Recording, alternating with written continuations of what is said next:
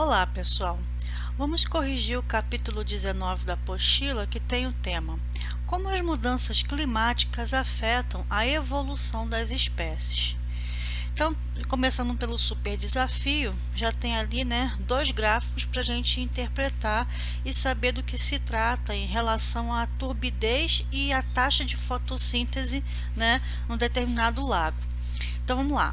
Durante uma longa pesquisa, biólogos de uma universidade federal monitoraram a integridade da mata ciliar que margeava um lago não poluído e bastante diverso.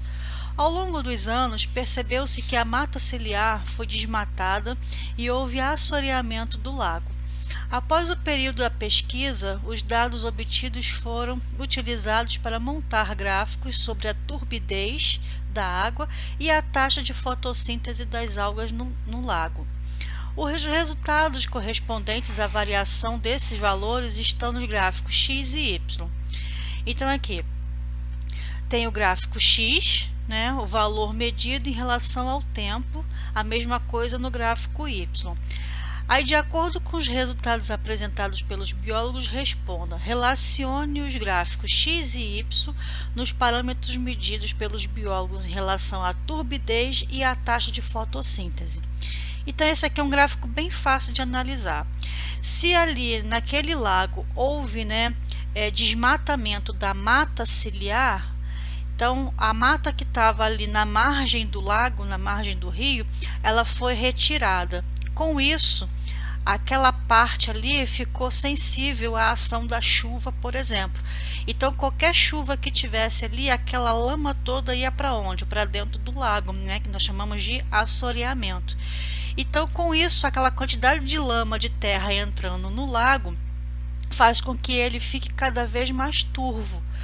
Então, o gráfico que vai indicar a turbidez é esse daqui, ó, que está aumentando, está subindo o gráfico. Então, cada vez mais que vai acontecendo o assoreamento daquela região da margem do lago, ele vai ficando mais turvo. E com a turbidez do lago, da água, as algas que vivem ali não vão conseguir fazer tanta fotossíntese, porque os raios solares, a incidência de luz não penetra na água devido à quantidade de lama, sujeira que tem ali. Então, esse gráfico Y vai ser justamente o gráfico que fala da taxa de fotossíntese, que vai cada vez diminuindo, tá? E se ele ficar por completo, cheio de lama, não vai mais ter fotossíntese ali, e as algas e os animais que também dependem de comer essas algas vão todos eles morrer.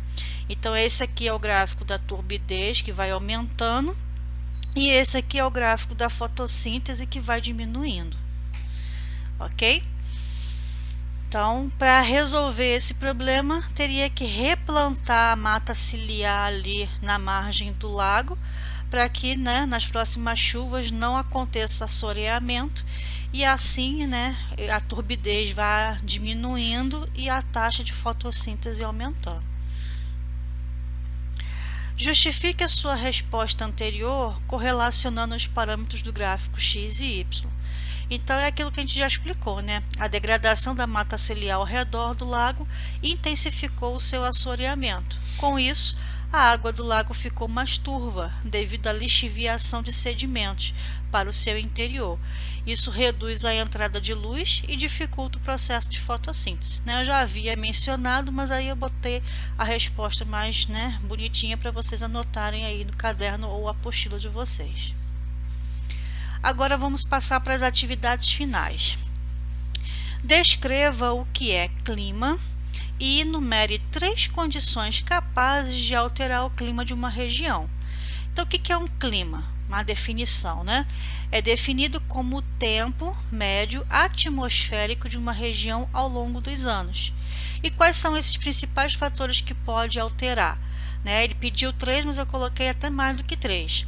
Então, pode ser altitude, latitude, massa de ar, efeitos em relação ao continente, correntes marítimas, urbanização, né? Você vê um local cheio de prédios, né, altos, ali a circulação de vento é bem pouca, devido, né, às barreiras que os prédios fazem, e fora o asfalto também. Então os centros urbanos são bem mais quentes do que, né, regiões afastadas, né, com mais vegetação. Então quando tem mais vegetação, geralmente é mais fresquinho, e, né, quanto menos vegetação, mais quente. Então tudo isso pode influenciar aí, né, em relação ao clima, até também incidência de chuvas e etc. Segundo o Ministério do Meio Ambiente, a preservação da mata ciliar deve ser respeitada de acordo com a legislação que consta no Código Florestal Brasileiro. Ela deve permanecer intocada e, caso esteja degradada, deve-se prever a imediata recuperação.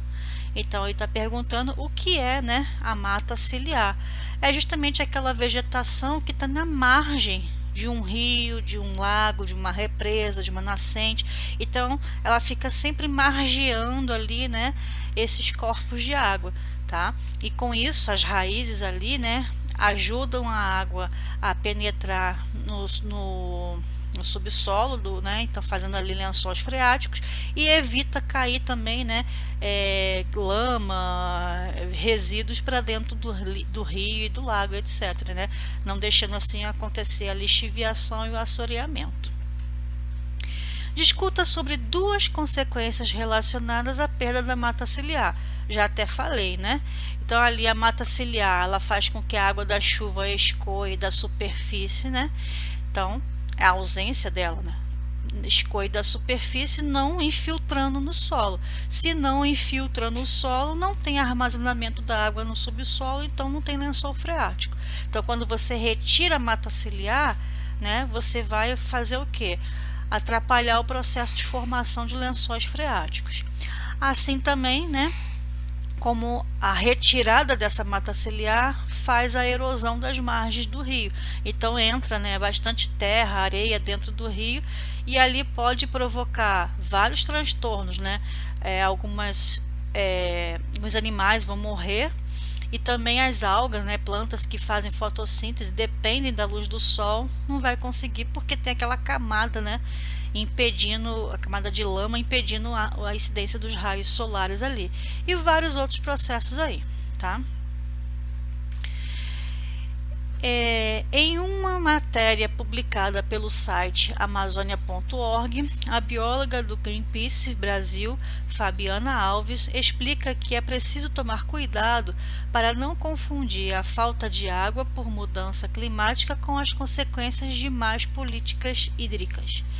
Entre outros pontos destacados por ela como fundamentais na proteção do ambiente aquático, está o reflorestamento com espécies nativas no entorno desses mananciais. Explique o alerta dado pela bióloga em relação ao reflorestamento das áreas próximas aos corpos de água.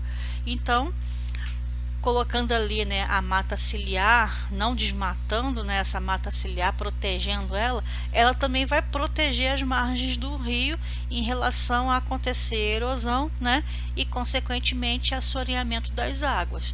A gente já falou isso, já repetiu isso várias vezes em todas as questões que a gente já corrigiu até agora. Então é só para frisar a importância dessa mata ciliar. E por que é importante o reflorestamento, né, que ocorra esse reflorestamento com as espécies nativas? Porque já é comum daquela área, e também é importante usar, né, essas espécies nativas para reflorestamento devido ao que?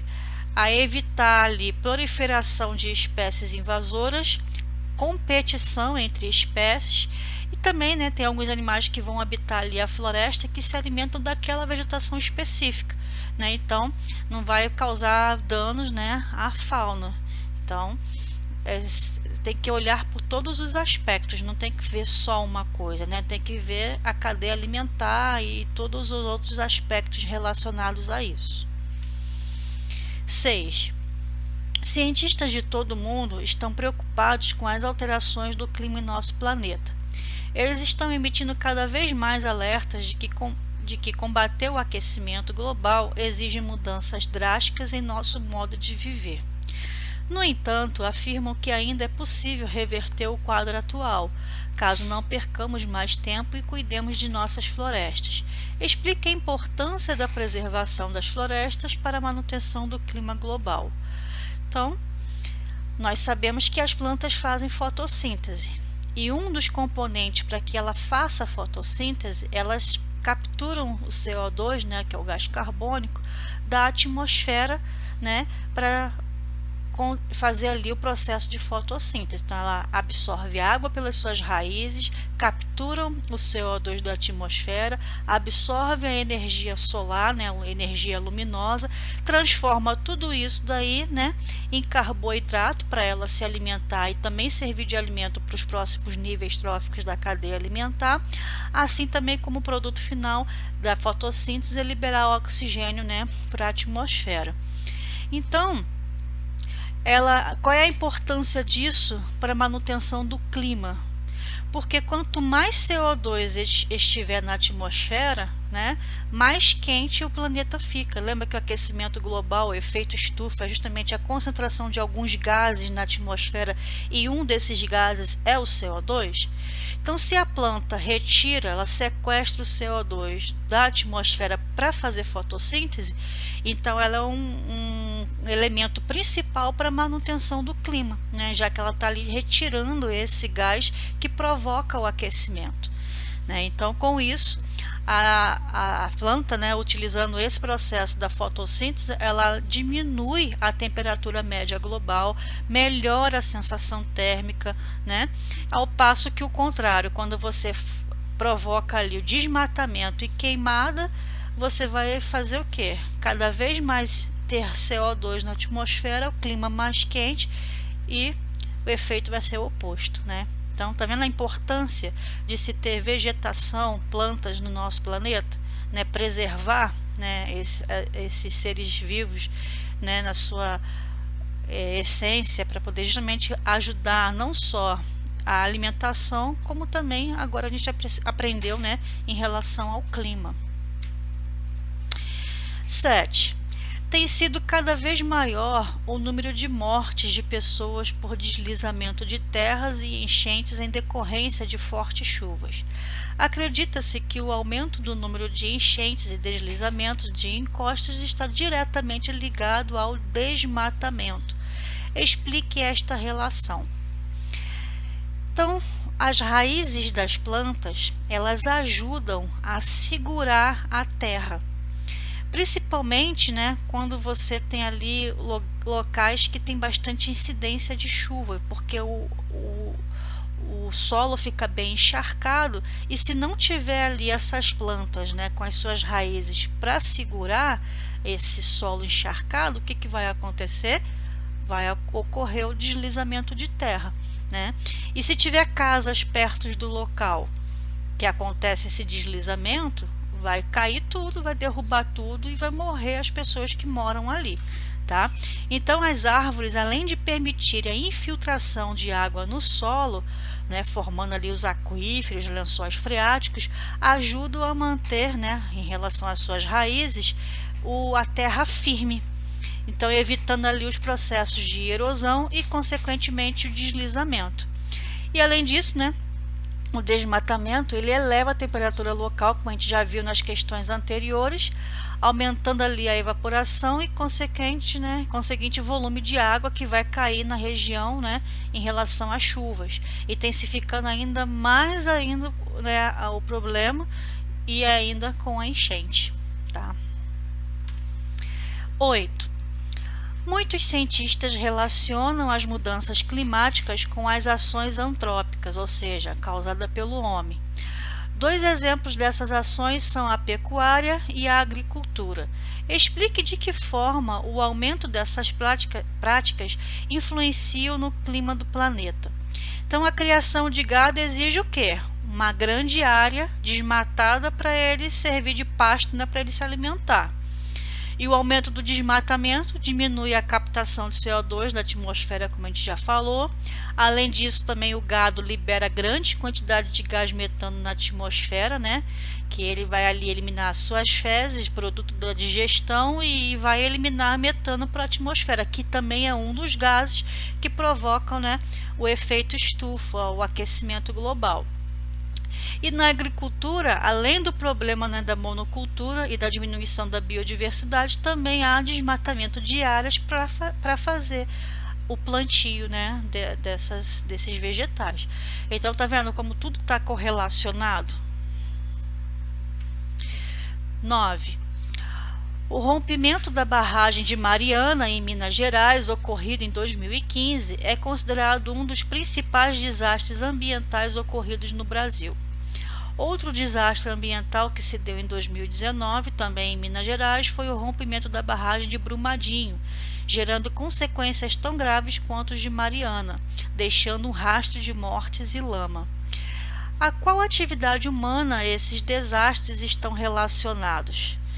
Então, é a atividade de mineração, né? Então, ali a barragem rompeu e o que foi, né, saiu contaminando e sujando e provocando várias consequências ruins, inclusive morte de animais, plantas e pessoas, foi justamente, né, os dejetos de mineração.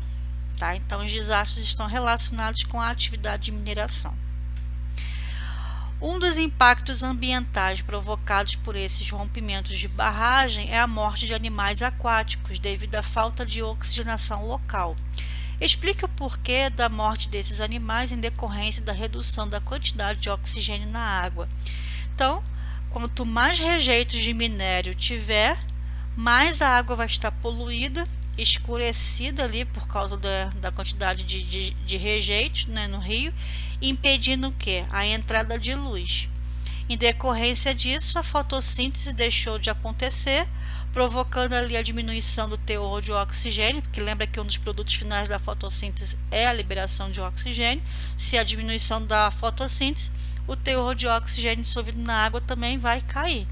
Consequentemente, os seres vivos que estão ali vão morrer por falta de alimento e oxigenação, tá? 10.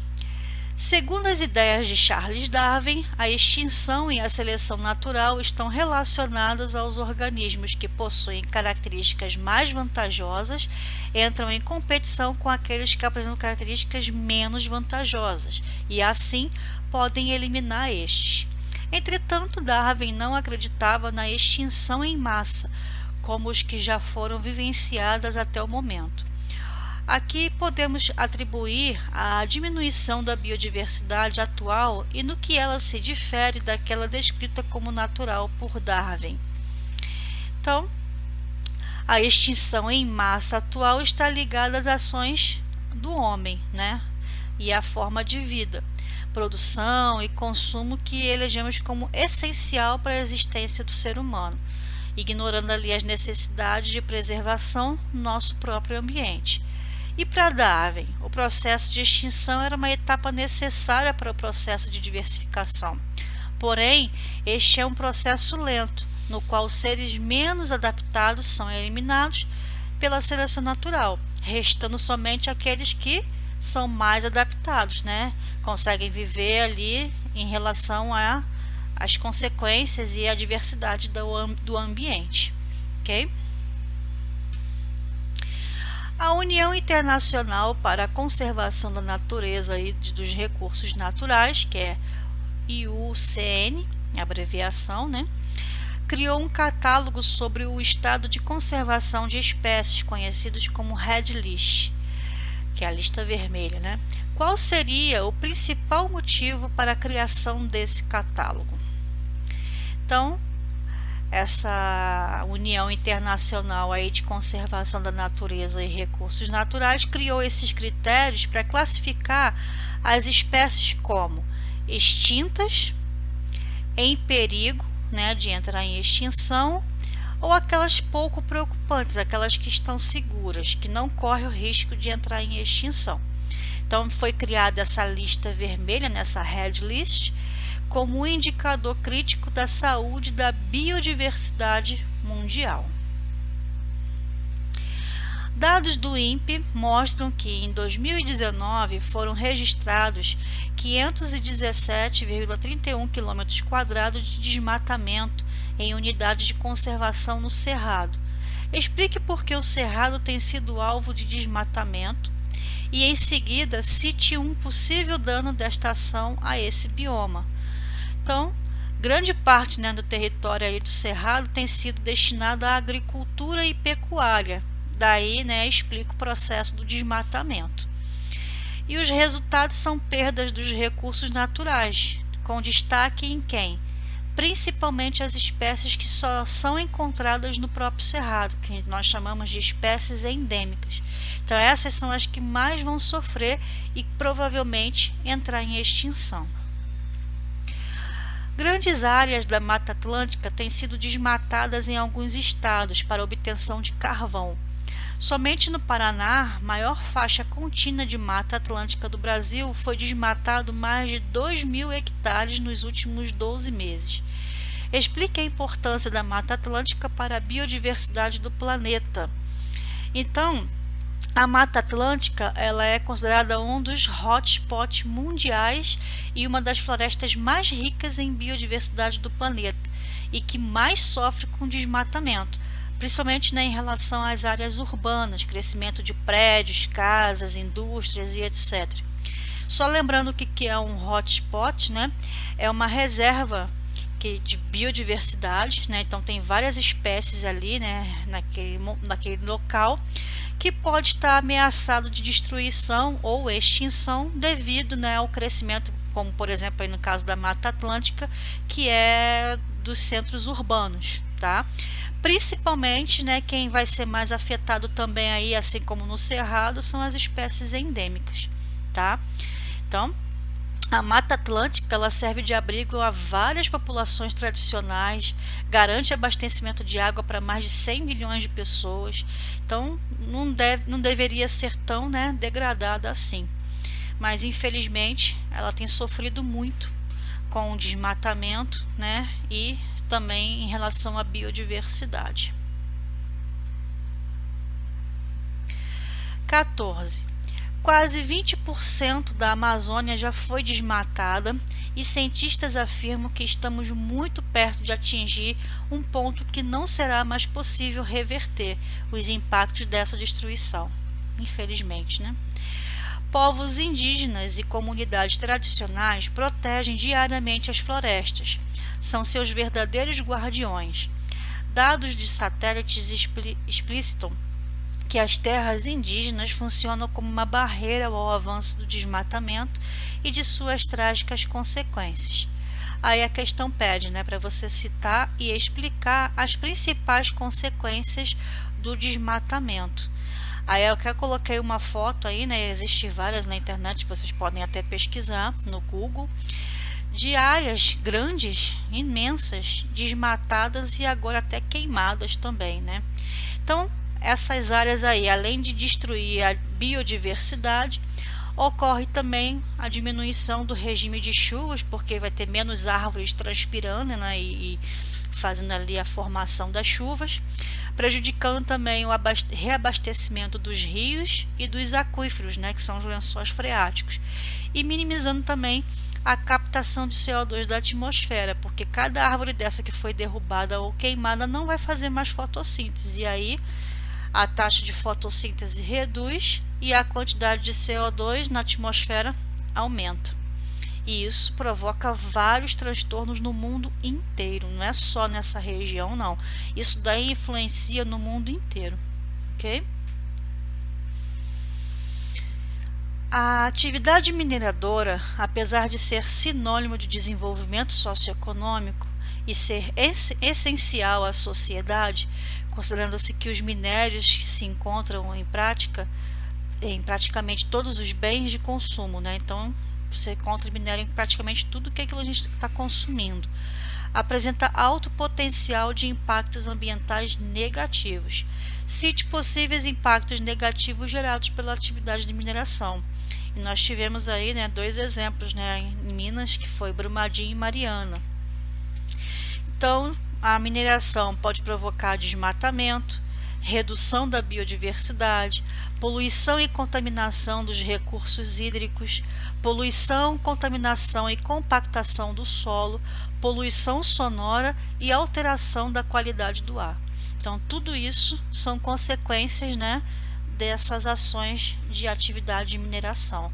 Isso quando também não ocorre, né, os acidentes de rompimento, e nós sabemos muito bem as consequências disso também.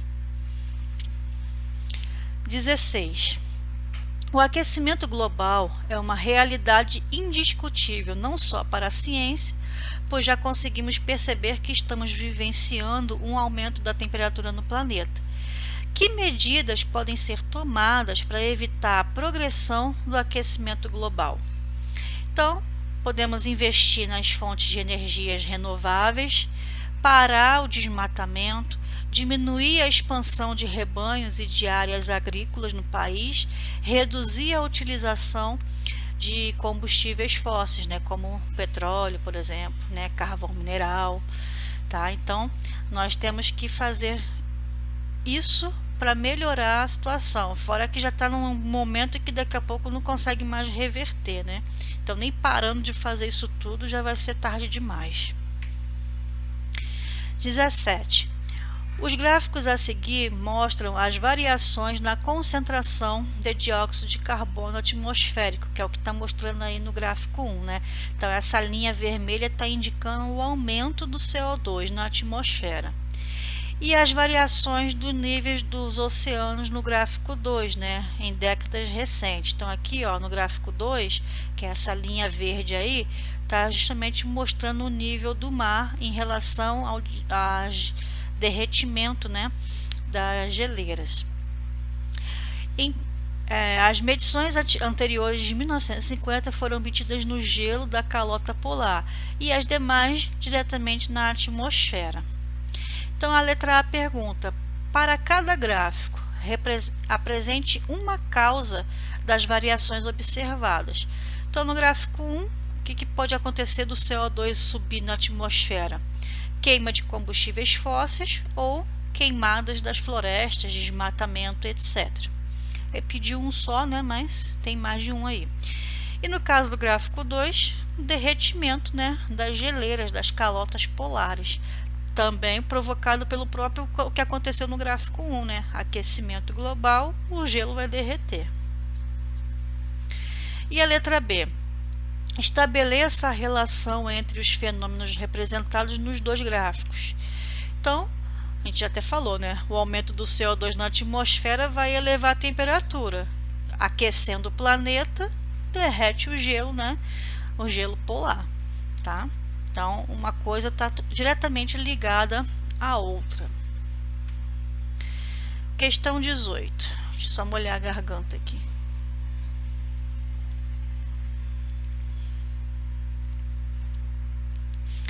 Em florestas temperadas de coníferas e serrapilheira, detritos vegetais particulados no chão constitui 20% do total da biomassa vegetal, enquanto nas florestas tropicais úmidas constitui somente 1 a 2%.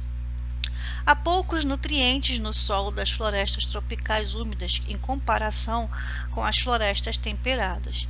Diz-se frequentemente que as queimadas e o desmatamento nas florestas tropicais úmidas levarão ao empobrecimento total do solo, fazendo com que em pouco tempo as áreas assim desmatadas não sirvam nem para pastagem. Como se explica o fato de haver poucos nutrientes no solo das florestas tropicais úmidas em contraste com a exuberância dessas florestas? Então, esses restos de matéria orgânica que chegam no solo, eles são rapidamente degradados pela ação dos decompositores, que são os fungos e as bactérias, uma vez que a umidade e a temperatura elevada favorecem, né, a decomposição. Os nutrientes minerais provenientes dessa atividade de decomposição são rapidamente absorvidos pela vegetação. Então, decompôs, absorve, decompôs, absorve. Então, é bem rápido. E está sempre tendo uma ciclagem, né, desses restos de matéria orgânica, porque está sempre caindo folhas das árvores. Então, é um processo, né, cíclico e rápido. Explique por que o desmatamento e as queimadas poderão provocar o empobrecimento total do solo dessas áreas. Então, se está queimando, vai sobrar alguém ali? Não, principalmente micro-organismos que fazem a decomposição, né, dessa matéria orgânica do solo, que são os fungos e as bactérias. Eles também vão morrer devido às queimadas, tá?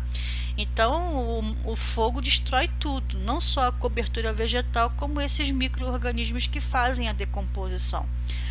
Se não tem ninguém para fazer a decomposição, os nutrientes que estavam ali na matéria orgânica não vão ser decompostos, e ainda se chover, né, a chuva vai carregar tudo.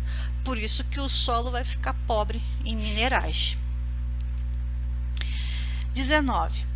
Pesquisadores não têm mais dúvida de que, a longo prazo, a intensificação do efeito estufa transformará a vida do planeta. As queimadas de florestas têm sido frequentemente citadas como um dos agentes causadores da intensificação desse efeito, mas a maior parte dos cientistas não concorda, citando outro fator. No que consiste o efeito estufa? É a concentração de calor, né, pela atmosfera terrestre. E qual é o principal agente causador da intensificação desse efeito? É o gás carbônico. E estudos mostraram que a intensificação do efeito poderá teoricamente provocar alterações nos níveis do oceano e na produção agrícola. Explique como isso seria possível em cada um dos casos. Então, o aumento da temperatura média do planeta poderia ocasionar o quê? O descongelamento das calotas polares, né, das geleiras. Isso a gente já viu em questões anteriores. E como consequência disso, nós temos o quê? O aumento do nível do mar, né, e dos oceanos, e também as alterações do clima e da distribuição das chuvas poderiam fazer o quê? Prejudicar a agricultura devido à diminuição, né, dessas chuvas aí. Então, o clima vai ser alterado por causa justamente do efeito estufa, do aquecimento global. Lugares que quase não chove, né, vai ter menos ainda chuva naquele local, ou então a chuva vai se concentrar num local só e não vai ser tão bem distribuída. E se não tiver chuva, como é que as plantas vão, né, germinar, sobreviver, fazer fotossíntese? Não tem como, elas necessitam de água para isso. Questão 20. Considere os mapas a seguir. Então aqui, ó, efeito de bovinos, né, criação de gado nos anos de 1995. Aí aqui esses pontinhos aqui, ó, dependendo do tamanho do pontinho, é o tamanho da quantidade, né, de cabeças de gado ali sendo criadas, e nas regiões também aqui do Brasil. Aí agora em 2006, olha a comparação desses pontinhos, né, daqui para cá. Você vê que se concentrou mais em relação ao tamanho da bolinha, né, que é feito no gráfico. Então aumentou, né? Então os mapas representam alterações na distribuição espacial e quantitativa do efeito de bovinos no Brasil. Identifique e explique 2 fatores responsáveis por essa mudança. Então, observamos ali, né, o avanço de áreas de criação em direção à região Amazônia Legal, né? Então aqui, ó, você vê que está avançando para cá, ó. Aqui tinha umas bolinhas pequenininhas e agora já tem, ó, a concentração de bolinhas grandes. A quantidade de animais ali, né, de cabeças de boi, aumentaram. E o crescimento efetivo também da produção, que são explicados pelo avanço da fronteira agropecuária e do crescimento da produção de carne bovina, que fez ao longo do período apresentado ali no Brasil, né, tornando-se maior exportador mundial do produto. Então o Brasil ganha muito dinheiro com isso, mas infelizmente ele está prejudicando o próprio território nacional, né? E não só o Brasil está saindo prejudicado, porque nós já vimos em questões anteriores que o desmatamento, queimadas e até produção agrícola, né, vai elevando a temperatura e o clima do mundo todo, não só do Brasil. Explique dois impactos ambientais decorrentes da alteração da distribuição espacial do efetivo de bovinos no Brasil. Então, a gente já falou, né?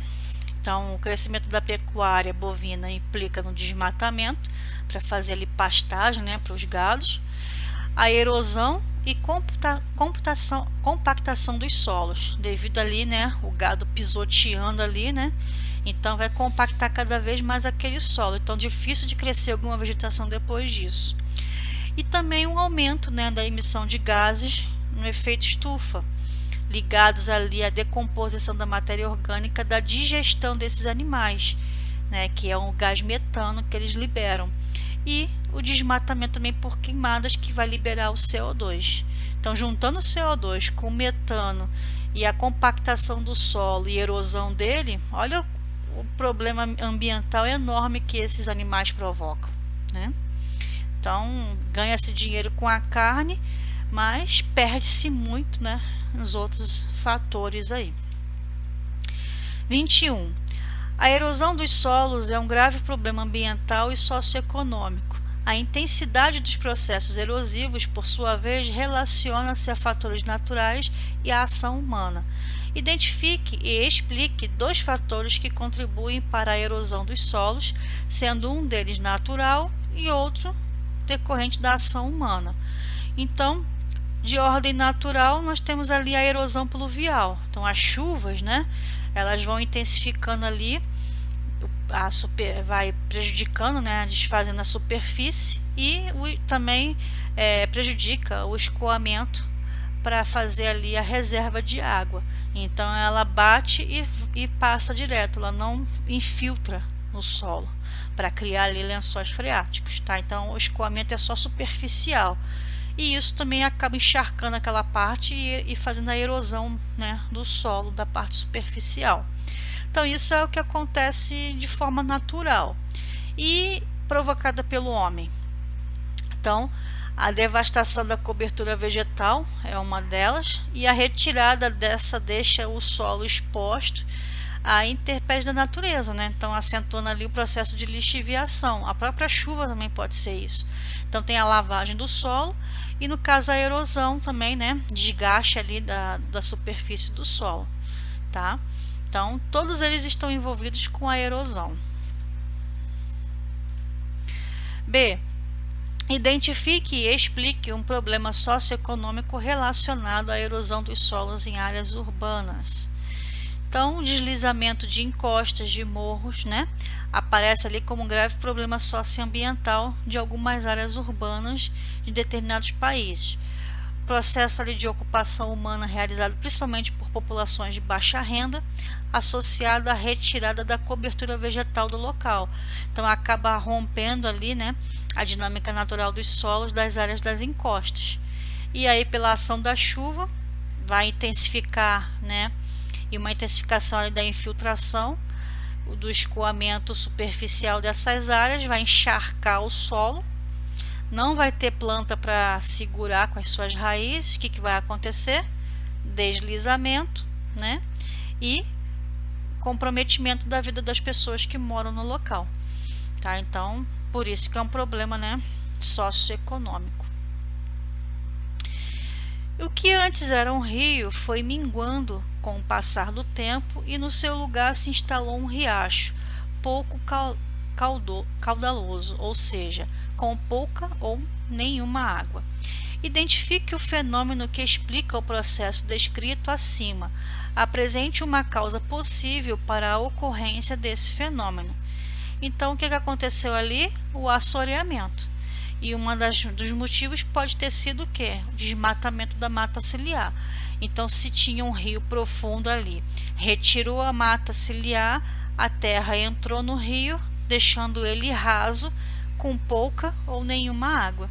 Tá? Esse é o processo de assoreamento, devido ao desmatamento da mata ciliar. Ok, pessoal? Então, se ficou alguma dúvida, é só me mandar uma mensagem e até o próximo assunto, então. Tchau, tchau.